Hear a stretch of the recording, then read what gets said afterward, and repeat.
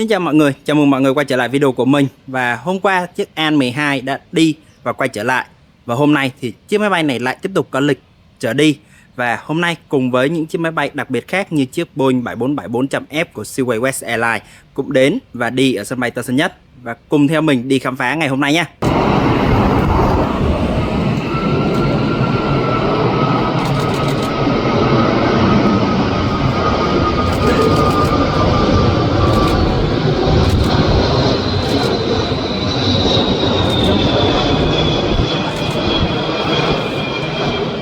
Và sau bao ngày chờ đợi thì chiếc Boeing 747-400F của Silkway West Airlines cũng đã bước vào hạ cánh tại sân bay Tân Sơn Nhất. Chiếc máy bay này có lịch dự kiến tới sân bay Tân Sơn Nhất rất là lâu rồi nhưng mà liên tục bị chậm trễ chuyến. Và bây giờ thì hôm nay chiếc máy bay này đã tới. Và bây giờ chiếc máy bay sẽ di chuyển nhanh chóng vào khu vực bãi đỗ của mình.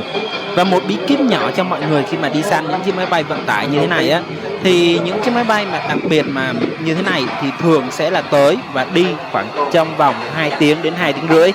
Nên thế là mọi người giả sử thấy được chiếc máy bay này thì khoảng cứ tính nhẩm khoảng 2 tiếng rưỡi thì chiếc máy bay này trở ra.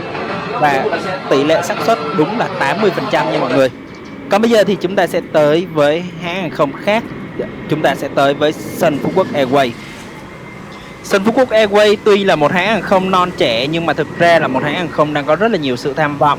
Đặc biệt là họ sẽ đồng bộ hóa lại cabin và đặc biệt hơn nữa là hãng chuẩn bị sẽ nhận Airbus A330-300 trong tháng 7 và tháng 9 thì mới bay. Và tương lai xa hơn thì hãng sẽ nhận Boeing 787 nhưng mà mình nghĩ là tương lai đấy còn rất là xa. Nhưng mà trước mắt thì từ đây đến tháng 9 thì có lẽ hãng sẽ nhận 2 chiếc Airbus A330-300.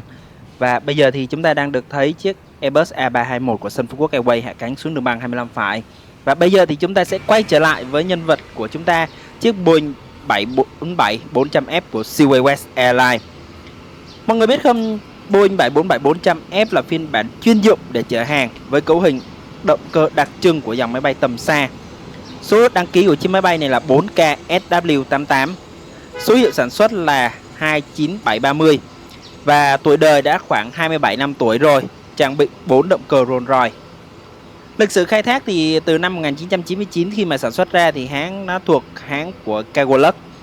Tới năm 2011 á, thì tới nay thì hãng thuộc của Silkway West Airlines. Và đặc điểm nhận dạng là trên thân có dán sticker 10 năm là từ tháng 7 năm 2022. Và mọi người biết không, tải trọng tối đa của chiếc máy bay này là khoảng 120.000 kg, tầm bay khoảng 8.230 km khi mà đầy tải. Tốc độ hành trình tương đương xấp xỉ khoảng 900 km/h. Và khả năng bốc dỡ hàng hóa là một cái điều rất là kinh khủng của chiếc máy bay này.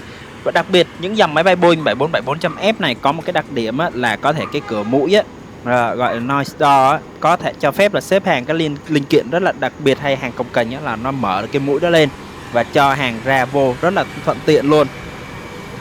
Còn nói về hãng hàng không Silkway West Airlines, đây là một hãng hàng không vận chuyển hàng hóa lớn nhất khu vực Caspi, đóng vai trò quan trọng trong việc kết nối giao thương của Á và Âu.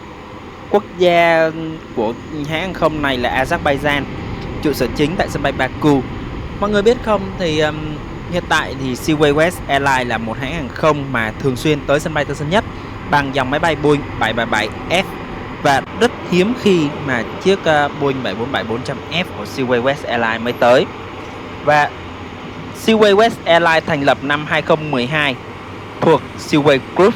Hiện tại đội bay vận hành khoảng từ 14 đến 15 chiếc máy bay chuyên dụng, trong đó có Boeing 747-400F này, Boeing 747-8F và Boeing 777F. Nói chung là chỉ vận chuyển hàng hóa thôi. Mạng lưới kết nối hơn 40 điểm đến trên toàn thế giới. Tại Việt Nam, hãng này là khách hàng quen thuộc tại sân bay Tân Sơn Nhất và sân bay Nội Bài, chuyên chở các mặt hàng linh kiện điện tử, may mặc và hàng thương mại điện tử. Một điều thú vị là chiếc 4K SW888 vừa mới xuất hiện tại sân bay Tân Sơn Nhất thì đây là một trong những chiếc máy bay mà có dán sticker. Và tuy là nhỏ thôi nhưng mà cũng là một cái niềm rất là vui cho mọi người. Tại vì những cái chiếc máy bay mà có dán sticker nhỏ nhỏ như thế này thì cũng là một trong những điều cũng săn lùng để chụp được hay là quay được những chiếc máy bay này cũng rất là khó. Và quay lại hãng đi mọi người. Hãng không này có tên là Silkway West Airlines.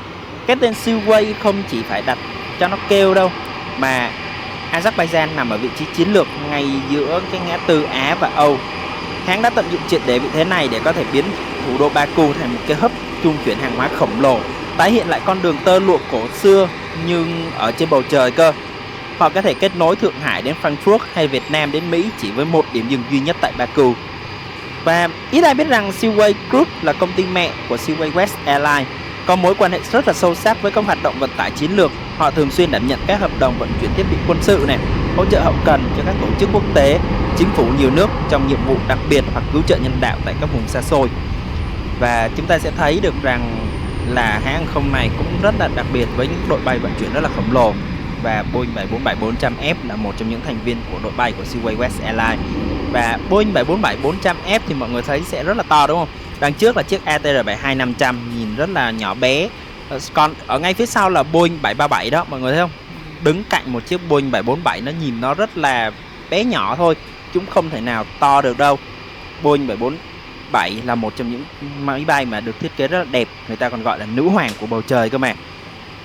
Và trong cái giai đoạn chuỗi cung ứng toàn cầu đứt gãy á, mà giả sử như dịch Covid chẳng hạn, thì Silkway West là một trong những hãng hoạt động năng nổ nhất. Họ đã thực hiện hàng nghìn chuyến bay chở vật tư y tế, khẩu trang và sau đó là vaccine. Chính nhờ sự linh hoạt của đội bay Boeing 747-400F và Boeing 747-8F và có cái cửa mở lên mở xuống ở phần mũi đó, thì tí nữa chúng ta sẽ nhìn cận cảnh hơn cái phần đấy, rất là dễ nhìn thôi mọi người. Họ có thể chuyên chở được các thiết bị y tế cồng kềnh mà các máy bay chở khách khác thì không thể chở được. Và nó là một thành viên của Silkway Group. Tập đoàn này nắm giữ gần như toàn bộ dịch vụ hàng không vận tải tại Azerbaijan, bao gồm Silkway Technics bảo dưỡng máy bay này, Silkway Group Handling phục vụ mặt đất và dịch vụ xuất ăn luôn, cung cấp đồ ăn cho các hãng hàng không quốc tế bay và đi ở Baku. Đây là một trong những điều khá là thú vị đấy. Còn bây giờ thì chiếc máy bay của chúng ta chuẩn bị sẽ tiến lên đường băng 25 trái, và lúc này chúng ta sẽ nhìn cận cảnh hơn về chiếc máy bay. Mọi người biết không, thì Boeing 747-400F mà khi mà tới sân bay Tân Sơn Nhất đều thu hút những người đam mê hàng không. Không phải tại vì nó hiếm mà thực sự là vẻ đẹp của Boeing 747-400 nó rất là đẹp luôn. Đặc biệt là những dòng máy bay Boeing 747-8 nữa cơ thì càng thu hút được mọi người chú ý hơn. Nhưng mà hiện tại tại sân bay Tân Sơn Nhất thì dòng máy bay Boeing 747 tới thì cũng không được nhiều cho lắm. Chỉ có một vài hãng tới thôi, và lâu lâu thì thường xuyên sẽ tới vào buổi tối chứ không thể tới vào ban ngày được. Nên thấy chúng ta sẽ không thể ngắm nhìn được Boeing 747 vào ban ngày được nhiều. Và khi mà có những cái dịp như thế này thì mọi người đều rất là đổ xô chú ý tới chiếc máy bay này. Còn bây giờ đây là chiếc máy bay sẽ xoay ngang ra cho chúng ta sẽ thấy được chữ Silkway và cái sticker 10 năm đang được dán ở trên giữa máy bay đó mọi người. Và chữ SW là chính là chữ viết tắt của chữ Silkway đó mọi người. Đó, và chiếc máy bay thì nhìn rất là đồ sộ, và mọi người để ý cái phần đầu của chiếc máy bay này nhé. Cái phần đầu đấy là chiếc máy bay này được sản xuất ngay từ đầu là được sản xuất là chở hàng rồi, nên thế cái phần đó mọi người thấy không, sẽ có một cái màu trắng sáng hơn và một cái phần màu đậm hơn. Cái màu phần trắng sáng hơn là có thể mở lên được đấy, và chúng ta sẽ nhìn rõ hơn cái chiếc máy bay Boeing 747-400F đó, và động cơ của Rolls-Royce và có logo của Rolls-Royce luôn. Và chúng ta có sticker 10 năm Silkway West Airlines của Azerbaijan Cargo, và phần đuôi thì vẫn là chữ SW nổi bật. Và mọi người biết không, thì Silkway West hiện tại đang tới sân bay Tân Sơn Nhất là bằng dòng máy bay Boeing 737F, và sắp tới đây, tương lai tới thì hãng không Silkway West Airlines sẽ sử dụng những dòng máy bay Airbus A350F hay là Boeing 777-8F, là những dòng máy bay rất lớn, rất khủng, bay rất là xa và chở rất là nhiều hàng được luôn. Và nếu bạn thấy Silkway West xuất hiện ở tại các sân bay như Nội Bài, đó không phải là ngẫu nhiên đâu. Đó là một đối tác vận chuyển cực kỳ quan trọng cho các sản phẩm điện tử của Samsung từ Việt Nam đi khắp thế giới đó. Đây là một điều chắc mọi người sẽ ít biết đúng không? Những chiếc điện thoại Galaxy mà bạn đang dùng thì cũng có thể được vận chuyển bằng Silkway West Airlines từ sân bay Nội Bài đi khắp nơi trên thế giới. Và để nhấn mạnh rằng là cái cửa mũi là một trong những điểm đặc trưng nhất của dòng Boeing 747-400F. Và khi mà nó hé lên nó giống như một chiếc máy bay Boeing đang cười luôn mọi người, rất là đẹp luôn. Còn bây giờ chiếc máy bay đã được lệnh tiến lên đường băng 25 trái và được lệnh cất cánh rời khỏi sân bay Tân Sơn Nhất hướng về sân bay Baku, Azerbaijan. Và mời mọi người chiêm ngưỡng pha cất cánh của chiếc Boeing 747-400F này nha. Và máy bay bắt đầu được lệnh cất cánh.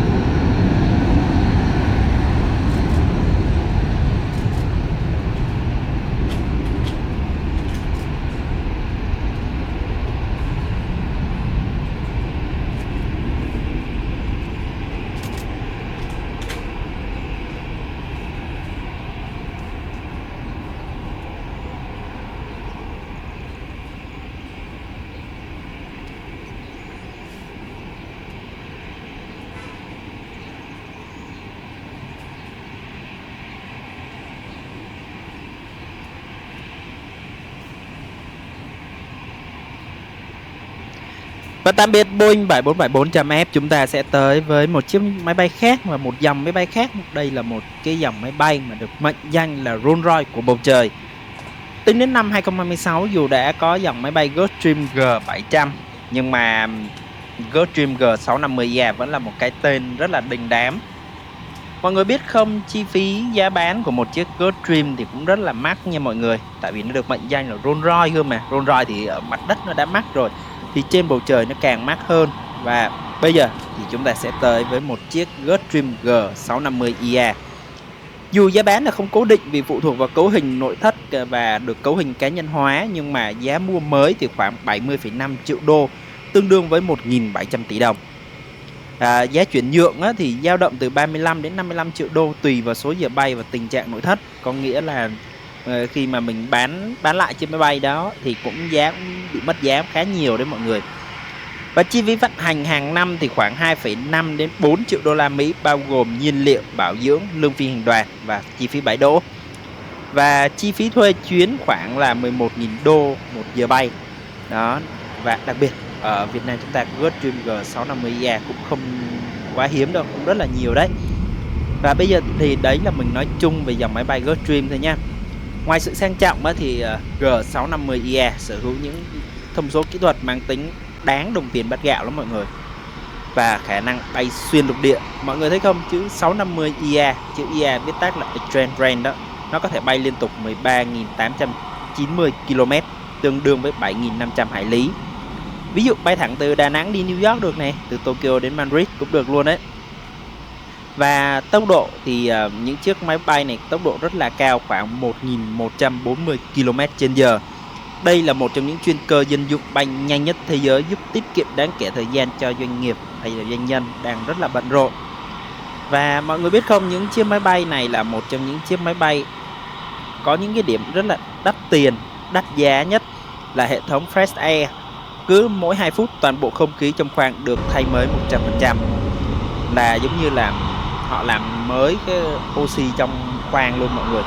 Áp suất cabin được duy trì ở mức thấp ngay cả khi bay ở độ cao 15.000m, tương đương 15 km, giúp cho hành khách không bị mệt mỏi hay là đau đầu do thiếu oxy. Và cái cửa sổ lớn, và cửa sổ của Gulfstream là cửa sổ lớn trên thế giới luôn mọi người. Thiết kế 16 cái cửa sổ hình oval đặc trưng, lớn nhất trong ngành hàng không thương gia. Chúng được bố trí để hành khách có thể ngắm nhìn toàn cảnh từ mọi ghế ngồi và tận dụng tối đa ánh sáng tự nhiên vào trong khoang. Đây là một trong những điều khá là thú vị về dòng máy bay này mà mình tìm hiểu được. Và cái dòng máy bay này còn rất là nhiều điều thú vị luôn mọi người, nhưng mà thôi thì chúng ta sẽ để dành ở những video sau, chúng ta sẽ cùng tìm hiểu thêm. Còn bây giờ chiếc Gulfstream G650ER này đã được lệnh cất cánh rời khỏi sân bay Tân Sơn Nhất. Và mời mọi người chiêm ngưỡng pha cất cánh của chiếc máy bay xa xỉ đắt đỏ này nha. Và giá cũng rất mắc đúng không mọi người.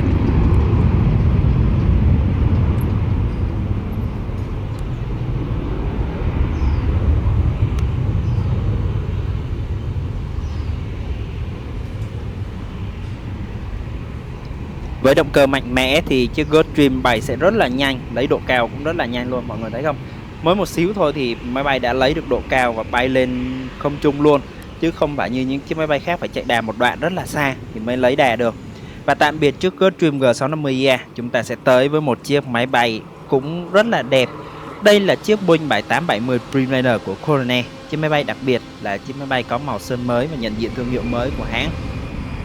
Và mọi người biết không, chiếc máy bay này tuổi đời cực kỳ mới, chỉ mới khoảng nửa năm tuổi thôi, được bàn giao tháng 10 năm 2025. Cấu hình ghế là 36 ghế Pressing Class và có rất là nhiều ghế, gọi là ghế đó là ghế thương gia đấy mọi người, và 289 ghế khoang hạng phổ thông. Và động cơ thì sử dụng hai động cơ GE General Electric giúp tiết kiệm nhiên liệu đến 25%. Và những điều ít biết về cái màu sơn mới này của hãng, cái gọi là New Livery năm 2025 của hãng hàng không Coronet, thì đây là một trong những cái bước tiến quan trọng của hãng hàng không này. Nhưng mà mọi người biết không, điểm đầu tiên là họ thường sẽ là nói tới là chữ Coron khổng lồ thay vì để chữ Coronet. Hãng đã được nói chung là lược bỏ cái chữ E đó đi, và nói chung là cái chữ Coron chiếm gần hết cái nửa thân trên. Điều này thể hiện sự tự tin và vị thế của hãng hàng không quốc gia của Hàn Quốc. Và điều đấy cũng chứng minh rằng đây là một trong những bước đi thay đổi rất là mạnh mẽ của hãng hàng không này. Và cái màu của trên thân máy bay là gọi là màu xanh kim loại.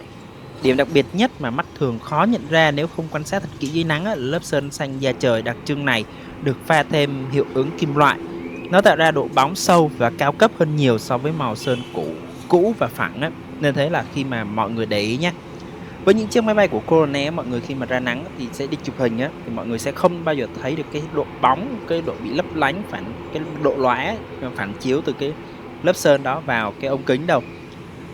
Chụp ở góc độ nào màu sơn cũng đều đẹp, và đặc biệt là nắng vừa đủ mà không bị quá nóng, nhưng mà thời tiết không quá nóng á, cực kỳ đẹp luôn mọi người. Cái này họ làm sao đó màu sơn này rất là đẹp luôn nhé. Và nếu mà bạn nào đi chụp hình á, thì cũng nên thử. Nhưng mà đây là một màu sơn mà có rất là nhiều ý kiến trái chiều, nhưng mà mình cảm nhận được rằng 50% bạn bè của mình rất thích màu sơn mới này, nhưng cũng có 50% bạn bè của mình cũng không thích cái màu sơn này, họ thích cái màu cũ hơn, và họ thích hoa văn họa tiết của cái màu sơn cũ hơn nhiều so với cái màu sơn này. Và bây giờ thì chúng ta sẽ tới thêm một cái điều nữa là đường kẻ ngang cái màu bạc á, bị biến mất rồi, và thay vào đó là hai màu khoảng cách là cái màu xanh và màu trắng bạc nó liên kết với nhau luôn. Và điểm nhấn là cái logo hiện đại hơn, cái biểu tượng thái cực gọi là biểu tượng âm dương mọi người, ở phần đuôi được tối giản hóa đi rất là nhiều, không còn kiểu trận đồ bát quái hay là âm dương kiểu bói toán nữa, mà họ sẽ thay thế bằng một cái kiểu là một cái họa tiết làm cái đường xanh đậm, họ xoắn theo cái đường đó thành một cái logo của hãng luôn. Và nói chung đây là một cái logo tối giản, từ một cái logo rất là rườm rà thì ở phần đuôi được thì tối giản sang một cái màu xanh đậm hơn, đi theo xu hướng thiết kế phẳng của thế giới. Và hãng hàng không Coronet thì là một trong những hãng hàng không rất là lâu đời, và khởi đầu thì của hãng này thì cũng rất là khiêm tốn thôi. Tiền thân của hãng hàng không nhà nước này là Coronet National Airlines, thành lập năm 1946. Đến năm 1969 thì tập đoàn Hanjin mới mua lại và tư nhân hóa hoàn toàn. Và mạng lưới cargo của hãng hàng không này cực kỳ hùng mạnh luôn. Coronet là không chỉ chở khách đâu nhé, mà họ còn có những cái đội bay vận tải rất là mạnh mẽ của mình. Và thương vụ lịch sử của hãng là hiện tại đang trong quá trình hoàn tất sát nhập với Asiana Airlines, và Coronet sẽ là top 10 hãng hàng không lớn nhất hành tinh. Đây là một điều khá là khủng khiếp. Và mọi người biết không, thì Coronet chính là một trong 4 nhà sáng lập đầu tiên của Liên minh hàng không SkyTeam vào năm 2000, cùng với Delta, Air France và Aeromexico. Và Coronet cũng là một trong những hãng không cũng được rất là nhiều người ưa chuộng để có thể bay tới Hàn Quốc. Và đặc biệt các chuyến bay kết nối giữa sân bay Incheon và sân bay Tân Sơn Nhất được rất là nhiều người ưa chuộng. Còn bây giờ thì chiếc máy bay Boeing 7870 Dreamliner với màu sắc rất là trẻ trung mới mẻ của Coronet, và chiếc máy bay rất là mới, 6 tháng tuổi thôi, đã lên đến đường băng 25 trái. Và bây giờ chiếc máy bay đã được đài kiểm soát không lưu sân bay Tân Sơn Nhất cho phép cất cánh rời khỏi sân bay Tân Sơn Nhất hướng về sân bay Incheon của Hàn Quốc. Và mời mọi người chiêm ngưỡng pha cất cánh của chiếc máy bay rất đẹp này nha. Chiếc máy bay đã được lệnh cất cánh. Nào, mời mọi người chiêm ngưỡng pha cất cánh của nó.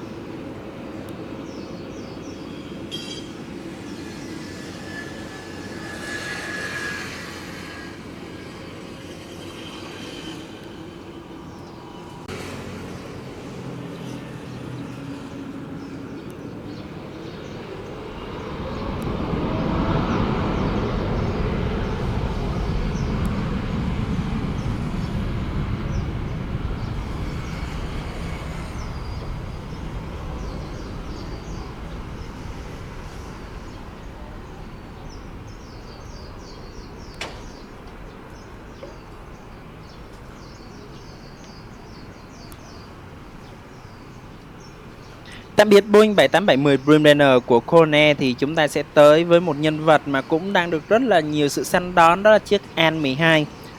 Như video hôm qua chúng ta đã xem thì chiếc máy bay An-12 này đã cất cánh rời khỏi sân bay Tân Sơn Nhất hướng về đảo Guam của Hoa Kỳ. Nhưng mà bất ngờ đến gần Philippines thì chiếc máy bay này quay ngược trở về hạ cánh tại sân bay Tân Sơn Nhất.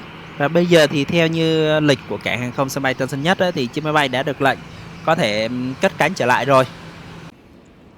Và đó là những chiếc máy bay khác. Còn bây giờ thì chúng ta sẽ tới với nhân vật chính của chúng ta ngày hôm nay, chiếc An-12. Và bây giờ chiếc máy bay đã khởi động rồi. Và một lúc nữa thôi chiếc máy bay sẽ tiến ra đường băng 25 trái. Và đây là quy trình bắt đầu, các anh kỹ thuật cũng bắt đầu là tiến ra phía bên trước. Riêng với những dòng máy bay cánh quạt này thì họ sẽ phải đứng để kiểm tra xem từng cái động cơ quay nó có ổn định không. Và bắt đầu khởi động từng cái động cơ một và để kiểm tra. Và đây, chiếc An-12 của chúng ta đang kiểm tra động cơ và đang quay động cơ, đang khởi động để chuẩn bị có thể tiến lên đường băng 25 trái để thực hiện chặng bay từ sân bay Tân Sơn Nhất đi Manila, Philippines. Và chúng ta sẽ trong vài phút tới đây thì chiếc máy bay này sẽ tiến lên đường băng 25 trái. Điều kiện thời tiết tại sân bay Tân Sơn Nhất hôm nay rất nắng nóng, nên thế là các thiết bị quay phim thì sẽ cũng bị ảnh hưởng rất là nhiều, nên thế là chúng ta sẽ không có những cái đoạn quay liên tục được mọi người. Tại vì điều kiện thời tiết nắng nóng như thế này thì các thiết bị quay nó sẽ bị nóng quá và nó sẽ không ghi hình được nữa và nó sẽ cảnh báo, nên thế là mình sẽ chia nhỏ từng đoạn đó nhé. Mọi người sẽ theo dõi. Nói chung là sẽ vẫn đảm bảo cho mọi người thấy được rằng là chiếc máy bay này vẫn có thể từ đầu khi mà khởi động ra bên ngoài và sẽ cất cánh đi như thế nào. Và đặc biệt trong video này chúng ta sẽ thấy được hai góc cất cánh của chiếc máy bay này luôn ở hai vị trí khác nhau. Đây là một trong những nỗ lực của GoTrono để có thể đưa đến những hình ảnh tốt nhất cho mọi người. Và sau khi khởi động 4 động cơ xong và tất cả mọi thứ đã được hoàn tất, đài kiểm soát không lưu đã cho phép chiếc An-12 tiến lên đường băng 25 trái. Và bây giờ thì chúng ta sẽ được chứng kiến chiếc An-12 này tiến lên đường băng 25 trái nhé. Và mọi người để ý nhé, 4 cái động cơ đấy, 4 cái không quay cùng tốc độ với nhau đâu. 2 cái ở trong sẽ quay khác và 2 cái ở bên ngoài sẽ quay rất khác. Và chiếc máy bay đang được xe dẫn của sân bay Tân Sơn Nhất dẫn ra đầu đường băng 25 trái. Và đây chúng ta sẽ nhìn được cận cảnh hơn về chiếc An-12. Đây là một chiếc máy bay được sản xuất từ năm 1966 rồi và đã 60 năm tuổi nhưng mà vẫn có thể cất cánh và bay được. Đây là một điều khá là kiểu là một kỳ tích luôn đấy. Và bây giờ đây chúng ta sẽ thấy được làn khói đen của động cơ này và bây giờ máy bay cất cánh.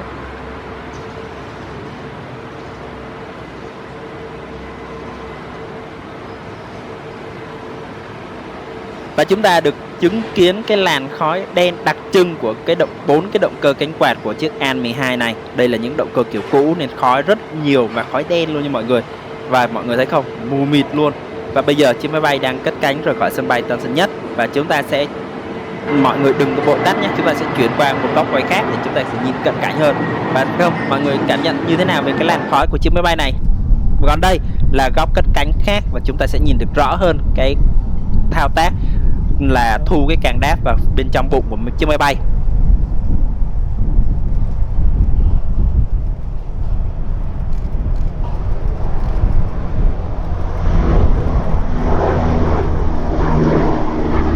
Và video hôm nay đến đây là kết thúc rồi. Cũng cảm ơn mọi người đã quan tâm theo dõi, động viên. Mọi góp ý mọi người nhớ để lại dưới phần bình luận cho mình biết với nha. Và mọi người cứ để lại dưới phần bình luận cho mình để mình có thể biết mình có thể sai chỗ nào và mình có thể sửa. Còn bây giờ xin chào và hẹn gặp lại.